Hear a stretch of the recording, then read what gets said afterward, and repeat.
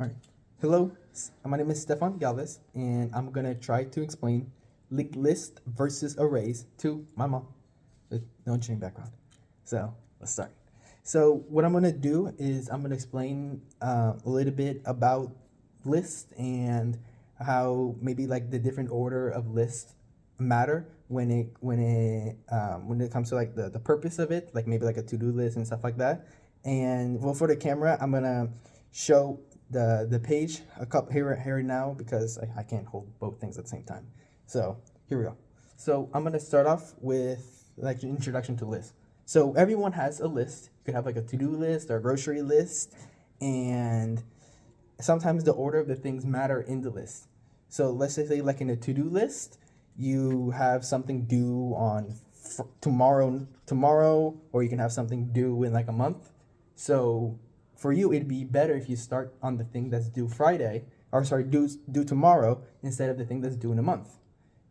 Or if you have a grocery list, let's say you want to get fish, some milk, crackers, and I don't know, like bananas.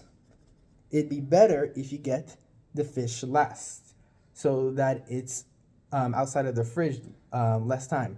So like it doesn't spoil as easily instead of getting the fish first and then getting the crackers, the bananas last.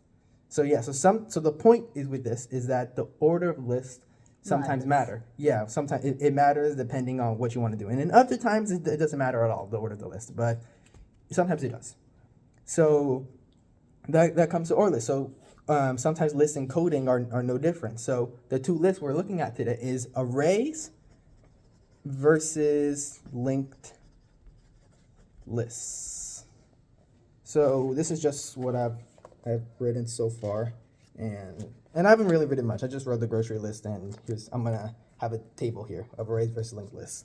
So in an array it's just a list of, it could be numbers or it could be letters or it could be words within it, and it could just be whatever. But the point is it's a list and it can be accessed out of order.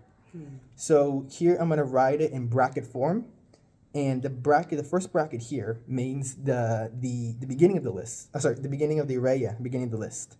So let's say we have the number 3, 4, 5, 6, 7. And then this bracket right here means it's the end. Okay. So that's what I've just written. So here in an array, we can access things out of order. We can just get the number 3, and then we can just get the number 6, and then 7, or whatever. Okay. And that's pretty easy. But in linked lists, they're a little bit different. We have to get this stuff in sequential order, meaning to get from 3 to 7, we have to first get from 3 to 4, and then from 4 to 5, and then 5 to 6, and so on. And the way how linked lists work is first you have your starting address, and then the memory inside of that.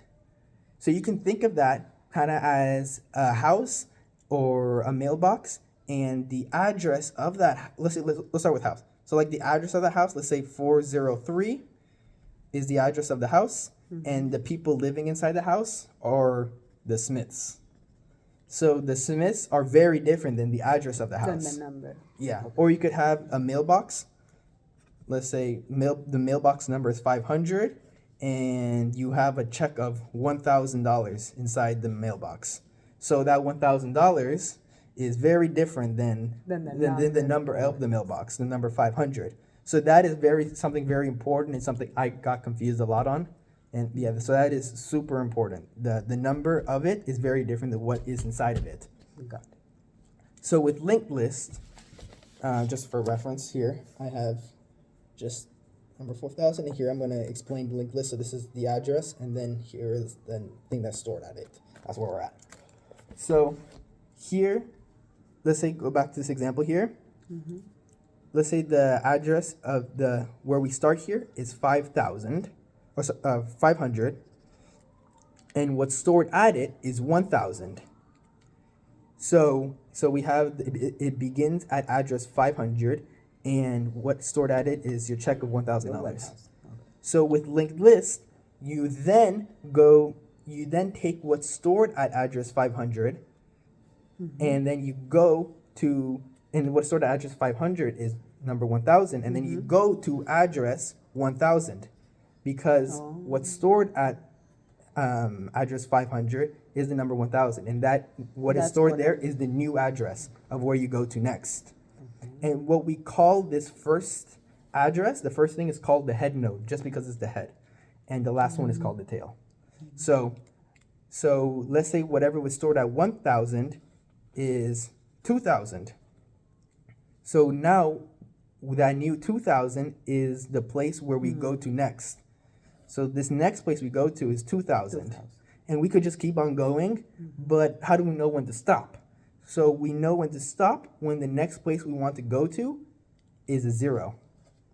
So we start at 500, and what's stored at 500 is 1000, and 1000 is the new place where we want to go to. The new address is 1000, and what's stored at 1000 is 2000, and what's stored at 2000 is a 0. And 0, the address of 0 means it's the end, and that's it, that's the end. So that's pretty much what I've drawn there. So here 1000, and the address of 2000 to 0, that's it. So now I explain how do we start and where do we end. But one thing we forgot to mention is, what if we want to store this array 3, 4, 5, 6, 7 that we started off in the beginning of the video? See this array. How do we want to store this in the linked list? Because here we just have where to go to next, but we're not actually storing these numbers 3, 4, 5, 6, 7. So how do we store those numbers here? So the way we store those numbers is by having an address of 1 more, or you can have 2 more, but for this example, have 1 more and storing it there. So I'll show what I mean. So here we started at the address at 500. So let's say let's make a new one. Let's make a new mailbox right afterward at 501. So at 501, we want to store the number 3. So we know 500 is the first one, and if you go to address 1 more of the address, if you increase the address by 1, then you have the number that's stored. So we know that from 500 we go to 1000, the address of 1000, and if you have 1001, we can store the number 4, and that way you can go to next places. You can change addresses while also storing these numbers here. Yeah, you can also store these numbers at the same time. So that's the main thing about linked lists. And there's different variations of linked lists. You could have like a double linked list shown here, even like a triple linked list. So a triple linked list just means we had 500. And if then the next one we had 501, that's the number we're storing here. And let's say we add 1 more, 502. So at 502, we're going to store the address of what's previous. So since this is the first one, we're just gonna store the address of 0. And when we go to the next address here at 1000, let's make a new address here at 1002. The address here that's stored is the previous one, so that would be 500. And that way, so that way we've made a triple linked list, so it can be a little bit easier to code with, so we know where we were before and where we're going after, and we can have something stored at that address. And the main purpose to clarify the whole thing, main difference between arrays and linked lists is that arrays can be accessed out of order, while linked lists have to go in order. You first have to start at 500, and then from 500 you go to 1000, then you go to the address of 1000, and then you go to 2000, and you have to go in sequential order. You can't just skip all around. So that's much what I've drawn there. Yeah, you can't just jump around. So that's the main difference here between arrays and linked lists. So one good thing about linked lists is it's super easy to add and delete when compared to an array. So with a linked list, let's say you have a bunch of location. Let's say we started at 500 and the next one was 1,000. And I explained that. And let's say you want to jump directly to 3,000.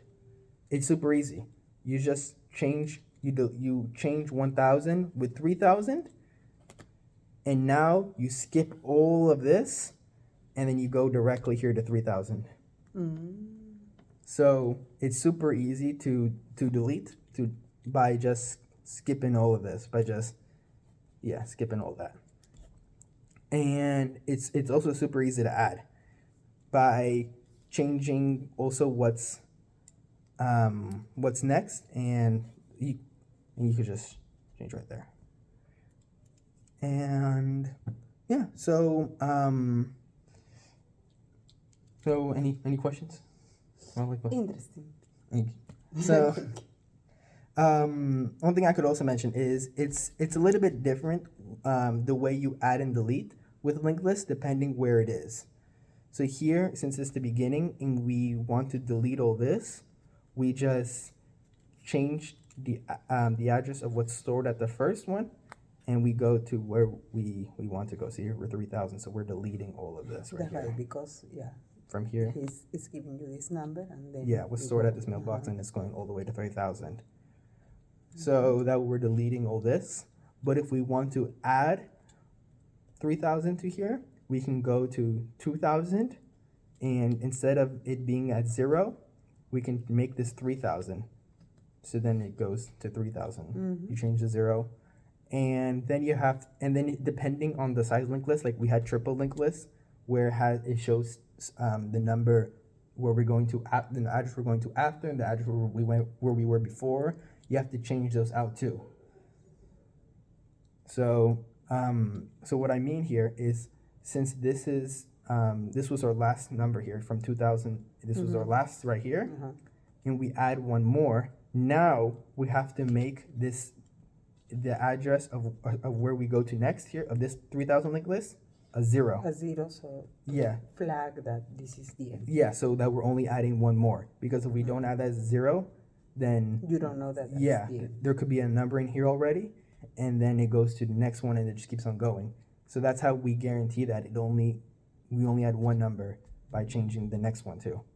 So there's a couple more things to be note of here in the linked list. It's a little more complicated here, array. But yeah, that's the main idea overall. Is an array you can be accessed out of order, and a linked list you have to go in order. Interesting. Thank you. You're welcome.